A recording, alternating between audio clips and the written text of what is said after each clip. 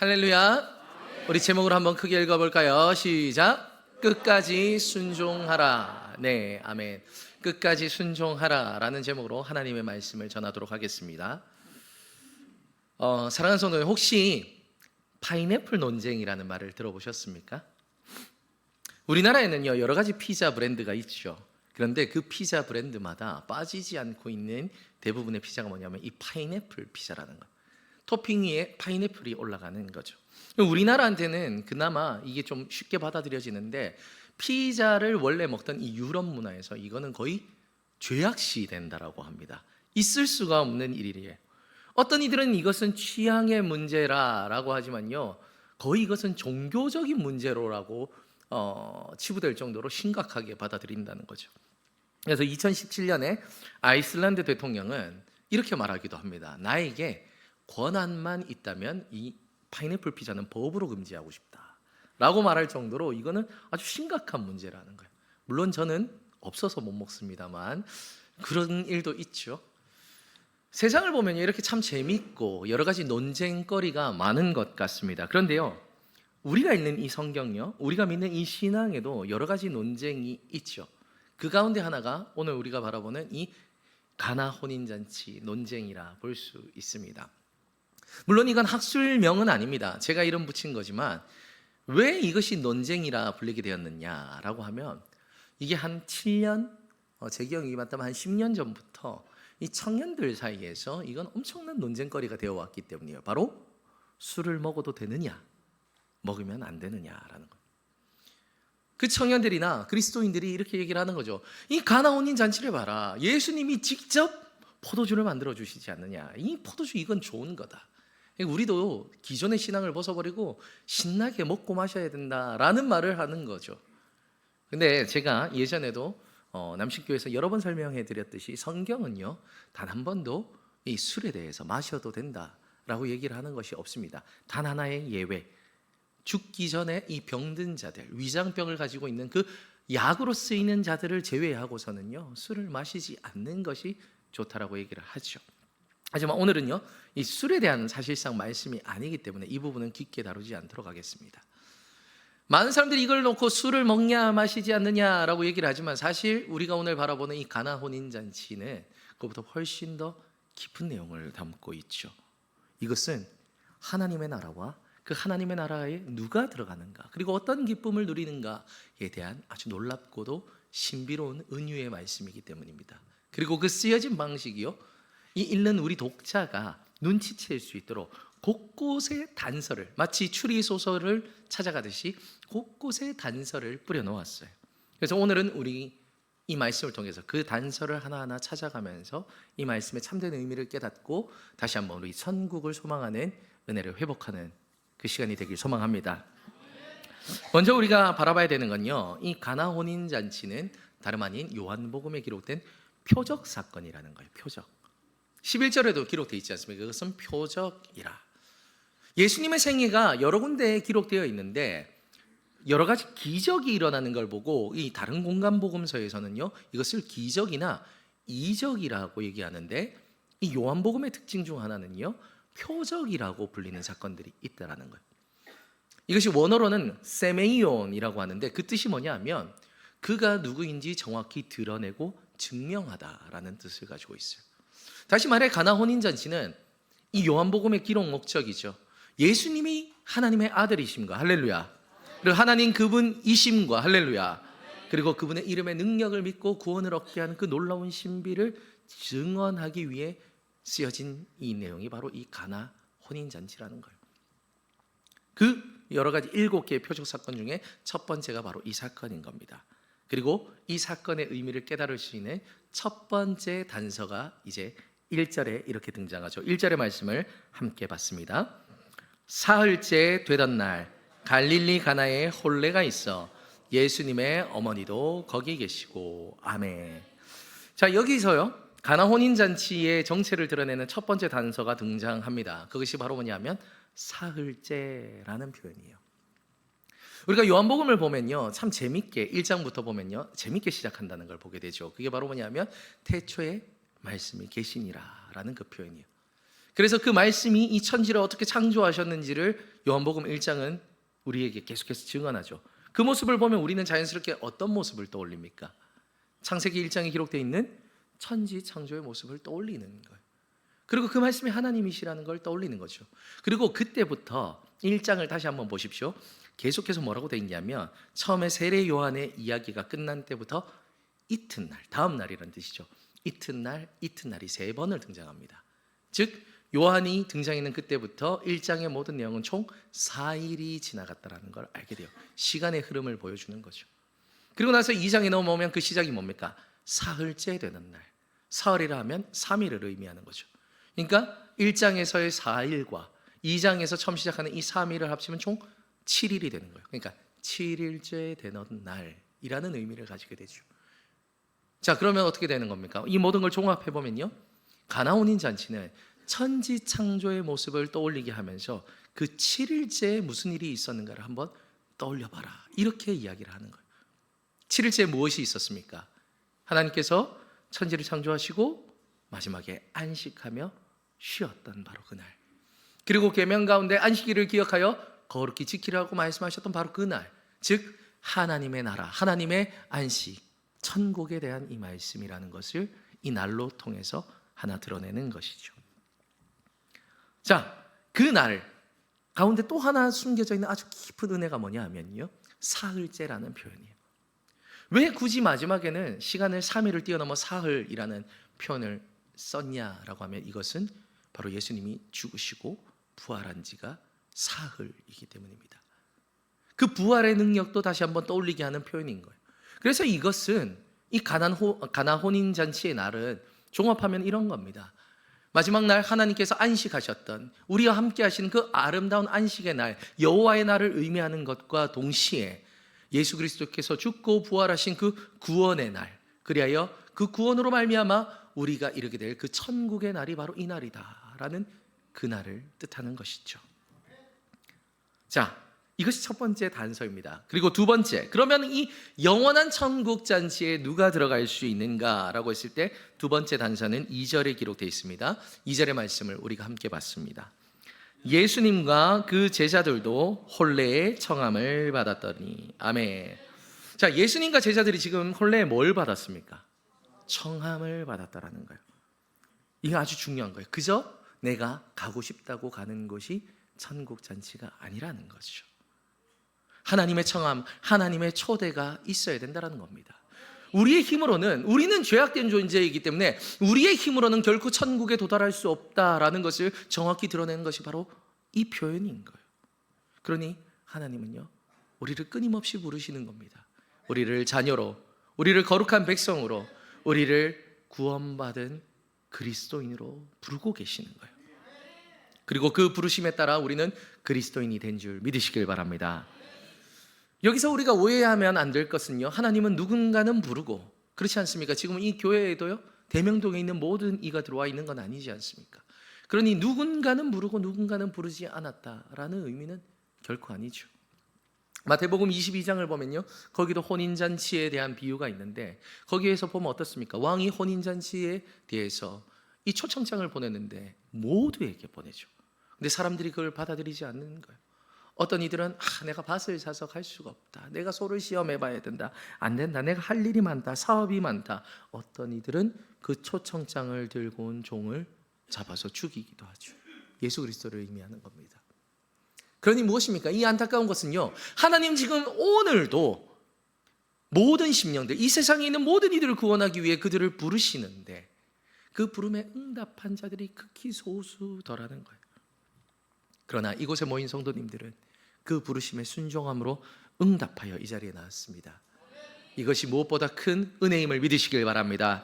그렇게 이 신앙으로 하나님 앞에 나아간다면요, 하나님은 오늘 우리가 예배를 드리는 이 시간을 가나 혼인잔치를 뛰어넘는 천국의 잔치로 만들어 주실 줄 믿습니다. 자, 다시 한번 말씀으로 돌아가 볼까요? 그렇게 청함을 받아서 가나 혼인잔치에 예수님께서 가십니다. 가보니 사건이 벌어져 있어요. 그게 바로 뭐냐면 포도주가 떨어져 있다는 거죠. 사실 이게요, 오늘날이면 크게 문제가 될 게 아니죠. 포도주가 떨어져서 그러면 저기 옆에 가서 마트 가서 사오면 되는 문제입니다. 아무런 문제가 되지 않아요. 근데 당시에는 아주 이게 심각한 문제였어요. 유대인들이 가지는 행사 가운데서 혼인잔치는 정말 중요한 행사였고요. 그 가운데서 이들이 맡은 여러 가지 업무가 있지만 술 맡은 사람은 목적은 딱 하나였어요. 절대 술이 떨어지게 해서는 안 된다. 그리고 만약 그 술이 떨어지게 되면, 포도주가 떨어지게 되면 그 종은요 주인에게 목숨을 잃을 수도 있는 아주 심각한 사건이었던 겁니다. 그 상황에서 이 포도주가 떨어진 거죠. 근데 여기서 우리는 조금 더 중요한 의미를 살펴봐야 돼요. 구약에 보면요, 이 포도주를 무엇과 많이 연관시키냐면 이걸 메시아와 연관을 많이 시킵니다. 하나의 예로 예레미야는요, 이스라엘의 하나님의 은혜 가운데 그 회복되는 날을 의미하며 예레미야는 이렇게 선포하죠. 그날에, 회복의 날을 말하는 겁니다. 그날에는 곡식과 새 포도주와 기름으로 크게 기뻐하리라. 할렐루야. 이 외에도 성경 곳곳에서는 이 포도주를 무엇으로 표현하냐면 이스라엘이 누리는 궁극적인 기쁨을 표현할 때 이 포도주라는 표현을 많이 쓰는 겁니다.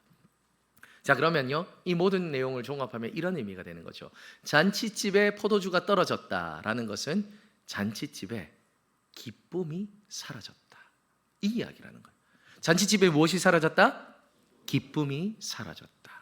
자, 이것이 무엇을 의미하는 거냐면요, 이것은 인간이 가진 유한함을 설명하는 거예요. 인생이 가진 덧없음을 의미하는 겁니다. 자세히 살펴보십시오. 그들의 잔치가 예수님이 오고 시작됐습니까? 오기 전부터 시작했습니까? 오기 전부터 이미 즐기고 있었어요. 이것이 의미하는 바가 무엇입니까? 우리 인생은요, 때로는 예수님이 없이도 잔치를 벌일 수 있다라는 거예요. 세상을 보면 정말 그렇지 않습니까? 세상 사람들이 살아가는 모습을 보면요, 인스타를 보면요, 날마다 잔치 같아요. 어찌나 먹을 것이 그래 많은지. 얼마 전까지 그 유행을 했던 그 두쫀쿠 아시죠? 요만한 거, 요게 12,000원이에요, 비싼 거. 저희도 이번에는 그 신방을 하면서 드디어 먹어봤습니다, 두쫀쿠. 맛이 있긴 한데 그래도 요만한 걸 12,000원짜리를 먹으려고 사람들이요 2시간, 3시간 전부터 줄을 서는 거예요. 어떤 사람은요 그 비싼 두쫑쿠를 산처럼 쌓아놓고 먹던 거예요. 잔치를 벌이는 거죠. 여행을 떠나고 설명절이 되니까 방방곳곳으로 여행을 다니면서 막 즐거움을 누리는 겁니다. 제가 오해하지 말 것은요, 여행도 가지 마라, 먹을 것도 먹지 말라는 게 아니에요. 그 모든 삶 가운데 무엇입니까? 그리스도인이 아닌 자들도 있죠. 예수님이 없이도 우리들의 인생은 충분히 잔치를 벌일 수 있다는 거예요. 돈의 잔치, 성공의 잔치, 음식의 잔치, 즐거움의 잔치를 벌일 수가 있죠. 그런데 어떻습니까? 그 기쁨이 영원하느냐 하면 그렇지 않다라는 거예요. 잔치집의 모습이 바로 그런 거지 않습니까? 예수님이 오기 전부터 그들은 잔치를 벌였어요. 그런데 결국 그들이 맞이했던 결론이 뭐냐 하면, 그들이 맞이했던 결론은 포도주가 떨어졌다라는 거예요. 기쁨이 사라졌다는 거죠. 왜냐하면 그 잔치집에는 예수님이 계시지 않았기 때문입니다. 그러니 요한은 이렇게 얘기를 하는 거예요. 이 모습을 보면서 예수님이 없는 인생은 바로 이와 같다. 아무리 즐거운 잔치를 아니라도, 아무리 성대한 잔치를 벌인다 하더라도 그것은 끝이 있는 유한한 잔치일 뿐이다. 예수님이 없는 잔치는 가짜다. 예수님이 없는 인생은 가짜다. 바로 이것을 얘기를 하는 거예요. 제가 이것을 깊게 고백한 한 회심한 청년의 이야기를 들었던 적이 있습니다. 서울에 있을 때 만났던 청년인데요, 이 청년은요 흔히 말해서 이 클럽의 죽돌이였더라고요. 죽돌이. 클럽 아시죠? 클럽. 대답 잘 하셔야 됩니다. 잘한다 얘기하면요 이제 오늘 집에 가서 상당히 난감한 일이 벌어지는 거예요. 자, 다시 한번 대답해 봅시다. 클럽 잘 아시죠? 누가 내렸어요? 아유, 대답을 잘 해야 된다니까요. 이걸 다시, 클럽 잘 아시죠? 아유, 그렇죠. 저도 잘 몰라요, 클럽을. 저도 잘 모르는데 이렇게 손발이 맞아야 돼, 손발이. 들어보니 클럽이 어떤 곳이냐면, 들어가면 막 앞에 사람 뒤에 사람 누군지 분간도 안 가는 데서 술 먹고 막 대화도 안 들리는 데서 음악이 크게 틀리면 밤새도록 술 먹고 춤추고, 그게 클럽이에요.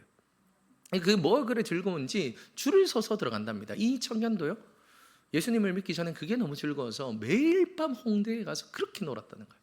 근데 어느 날 이 청년이 뭘 보냐, 클럽이 끝나고 새벽에 진짜 끝까지 간 거죠.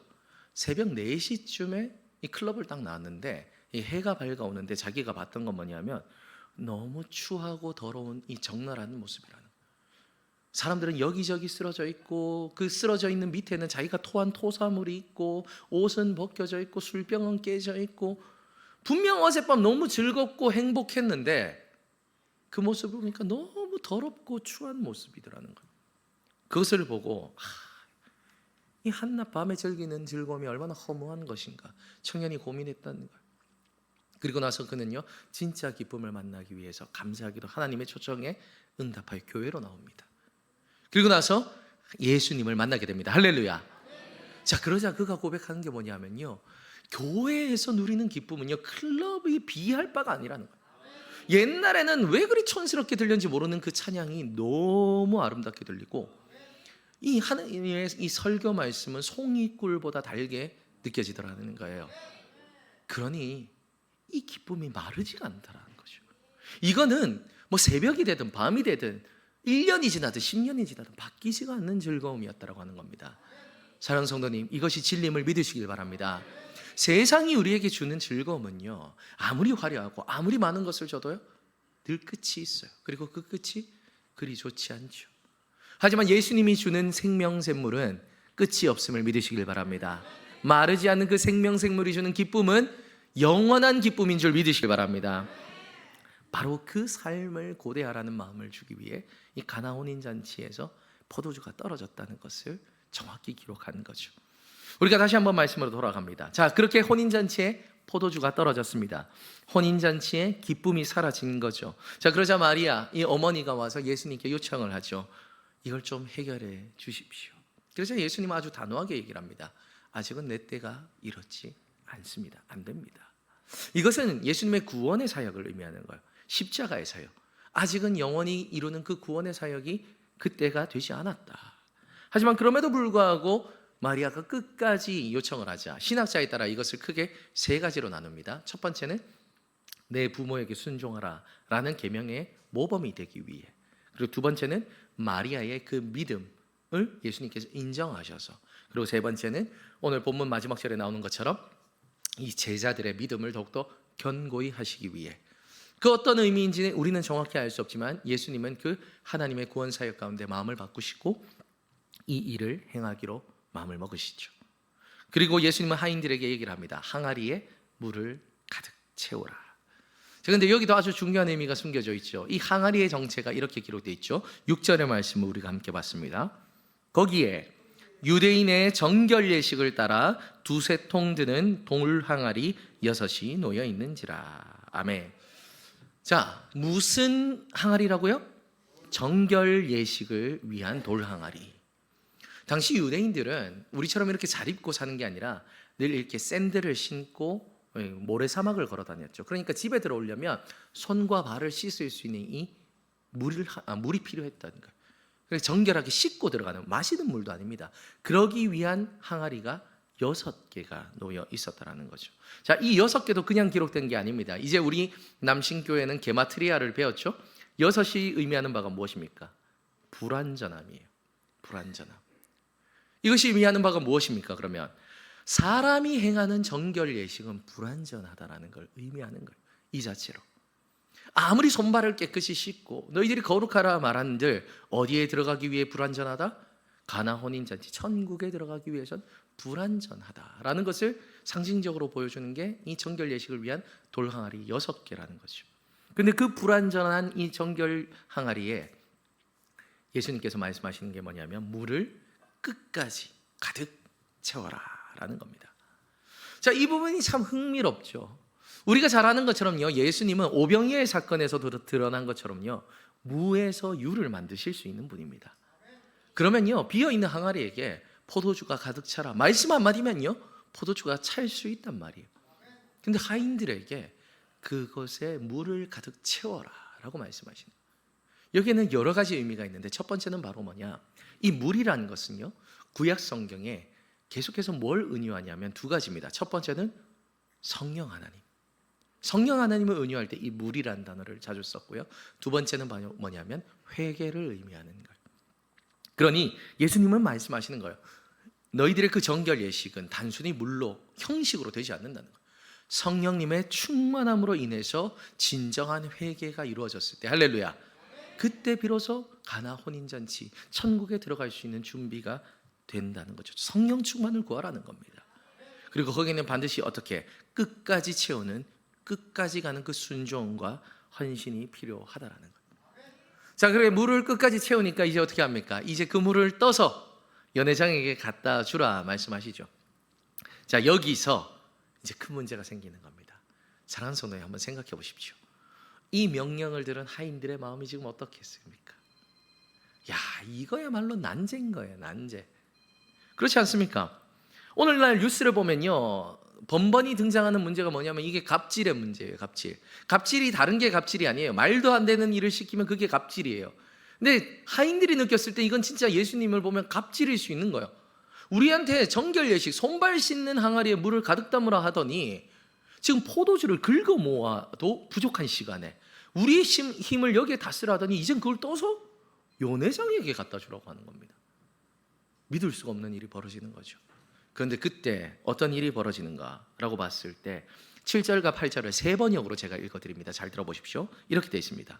예수님께서 그들에게 말씀하시기를 이제는 떠서 잔치를 맡은 이에게 갖다 주어라 하시니 그들이 그대로 하였더라. 할렐루야. 그들이 어떻게 했다? 그대로 하였다. 그들이 반항했다? 그들이 대들었다? 그들이 도망쳤다? 아니에요. 그들은 그대로 하였더라. 말이 안 된다고 반문하지 않았어요. 왜 우리한테 이런 쓸데없는 일을 시키냐고 그렇게 대들지도 않았어요. 그들이 했던 건 뭐냐면 끝까지 순종하는 겁니다. 그러자 하나님의 역사가 일어난 줄 믿으시길 바랍니다. 바로 이 부분이 오늘날 우리들에게 아주 중요한 의미를 던지는 거예요. 신학자들은 이런 재밌는 질문을 던집니다. 성도님, 한번 생각해 보십시오. 포도주가 언제 바뀌었을까요? 물을 가득 채웠을 때 바뀌었을까요? 떠서 들고 가는 순간 바뀌었을까요? 아니면 연회장에게 그걸 들고 마시는 순간 바뀌었을까요? 우리는 알 수 없죠. 근데 하나 명확한 진실은 있습니다. 그들이 떠서 연회장의 입, 이건 목숨을 걸어야 되는 일이에요. 이게 물이면 어떻게 되는 겁니까? 그 자리에서 죽음을 당할 수도 있는 일이죠. 그 목숨을 거는 순종으로 끝까지 나아갔을 때 그 물은 포도주로 변한 줄 믿으시길 바랍니다. 하나님의 역사를 그때 목격하게 되는 거예요. 바로 그런 겁니다. 우리가 하나님의 역사를 정말 목격하고 하나님의 말씀에 정말 많은 것들을 누리길 원한다면요, 우리가 해야 될 것은 끝까지 순종하는 길임을 믿으시길 바랍니다. 성경을 보십시오. 수많은 백성들이 출애굽을 했지만요, 그들은 전부 다 가나안 땅에 입성하지 못합니다. 왜 그렇습니까? 그들은 끝까지 순종하지 못했기 때문입니다. 그들은 원망하고 불평했죠. 그러니 그들은요, 하나님의 말씀보다 자신의 생각이 앞서서 우리는 메뚜기와 같은 자라 그렇게 이야기를 하며 나아가지 못하자 결국 끝까지 순종했던 단 두 사람, 여호수아와 갈렙만 가나안 성에 들어가지 않습니까? 기드온의 사건은 어떻습니까? 그들이 이방 민족과 전쟁을 벌일 때 13만 5천 명이 쳐들어오는 그때, 한 명이라도 더 필요한 그때 하나님은 계속해서 사람을 제하죠. 몇 명이 남을 때까지요? 300명만 남을 때까지. 있을 수가 없는 일이에요. 3천 명으로 싸워도 안 되는 문제, 3만 명으로도 안 되는 문제인데 300명이 남을 때까지 제할 동안 기드온은 끝까지 순종합니다. 그러자 그들은 전쟁을 하지 않고도 이 전쟁을 승리하는 놀라운 역사를 목격하게 되는 거죠. 이 외에도 성경에 기록된 다니엘과 엘리야와 이사야와 예레미야와 다윗과 같은 수많은 믿음의 선진들의 공통점이 무엇입니까? 중간에 하나님의 역사를 경험하고 찬양한 게 아니죠. 끝까지 나아갔을 때, 끝까지 순종했을 때 그들은 하나님의 역사를 체험한 줄 믿으시길 바랍니다. 그리고 그 순종의 정점에 서 계신 분이 누구십니까? 바로 우리 주 예수 그리스도이시죠. 예수님의 마음을 한번 우리가 상상해 봅시다. 그 순종이 쉬웠겠습니까? 별의별 생각이 다 들지 않았을까요? 아니, 우리 아버지가 하나님인데 나도 하나님인데 능력이 있는데 굳이 이런 방법을 써야 하나? 내가 이 땅에 와서 예수님의 사람의 옷을 입고 피를 흘리며 이런 일을 당해야 하나? 어떤 이들은 말할 수 있습니다. 에이, 목사님, 그 잘못하면 신성모독입니다. 예수님이 설마 그런 마음을 먹으셨을까요? 아니죠. 예수님은 참 인간이기도 하셨습니다. 그러니 성경을 보면 어떻습니까? 겟세마네 동산에서 땀방울이 핏방울이 될 정도로 온몸을 떠시면서 기도하지 않습니까? 할 수만 있다면 이 잔을 넘겨달라고. 하지만 아버지의 뜻대로, 무엇입니까? 예수님의 마음에도 번민이 있었지만 예수님이 선택하셨던 건 끝까지 순종하는 그 길이었다라는 거예요. 그러자 그 순종으로 하나님의 역사는 일어나고, 할렐루야, 그 구원의 역사 가운데 우리는 구원을 얻게 된 것입니다.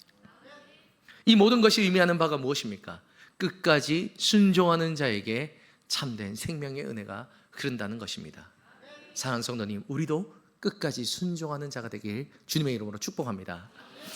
물론 우리가 살아가다 보면요, 도저히 순종할 수 없을 때가 있을 것입니다. 내 생각으로 이해되지 않고 내 마음으로 불합리하다 생각이 되고, 이렇게까지 해야 되나, 그런 상황들이 우리 신앙생활 가운데 종종 들 때가 있을 거예요. 그렇지만 보십시오, 오늘 본문의 말씀을 그때 기억하셔야 되는 거예요. 하인들은요, 생각하지 않습니다. 판단하지 않습니다. 대들지 않습니다. 그들이 했던 건 끝까지 순종하는 거예요. 그러니 보십시오, 생각해 보십시오. 이 가나 혼인잔치에서 누가 가장 많은 은혜를 경험했을까요? 연회장입니까? 잔치에 참여한 많은 사람들입니까? 아니에요. 순종한 하인들이죠. 그렇죠. 왜냐하면 그들은 이 모든 역사가 어떻게 일어나는지를 다 눈으로 목격했다라는 거예요. 절대 있을 수 없는 항아리에서 우리가 순종함으로 물을 채우고 목숨을 걸고 들고 나가자, 이것이 포도주로 바뀌었다라는 그 모든 역사는 순종한 하인들이 가장 깊게 체험하고 가장 많은 영광을 보게 된 것이죠. 사랑하는 성도님, 이것이 바로 순종하는 일꾼들이 누리는 은혜입니다.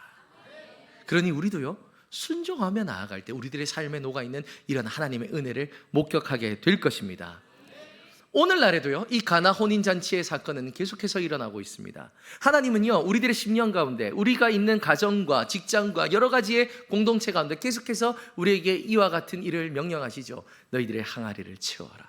성령으로 채우고 회개함으로 채우고 복음으로 채워라. 우리가 생각하기에 때로는 그게 불합리하게 생각되고, 우리가 생각하기에 때로는 그것이 할 수 있는 능력이 우리에게 없다라고 그렇게 생각될 때가 있을 겁니다. 하지만 기억하십시오, 끝까지 순종하면 그 물은 포도주로 바뀌게 될 것입니다. 그 물은 하나님의 기쁨으로 바뀌게 될 것입니다. 그 물은 우리의 구원으로 바뀌게 될 것입니다. 그렇게 부디 바라는 것, 이 시대 가운데 그와 같이 쓰임받는 우리 남신교회 성도님들이 되시길 소망합니다. 우리들의 마지막은요, 죽음이 아니에요. 우리들의 마지막은요, 영원한 하늘 본향 천국에 가는 것이 우리들의 마지막이며 또 하나의 시작입니다. 바로 그때 하나님께서 잘하였다, 사랑하는 나의 충성된 종아, 나의 아들아, 나의 딸아 칭찬받을 수 있도록 우리가 어떤 순간에도 끝까지 순종하는 우리 성도님들의 아름다운 인생이 되시길 주님의 이름으로 축복합니다.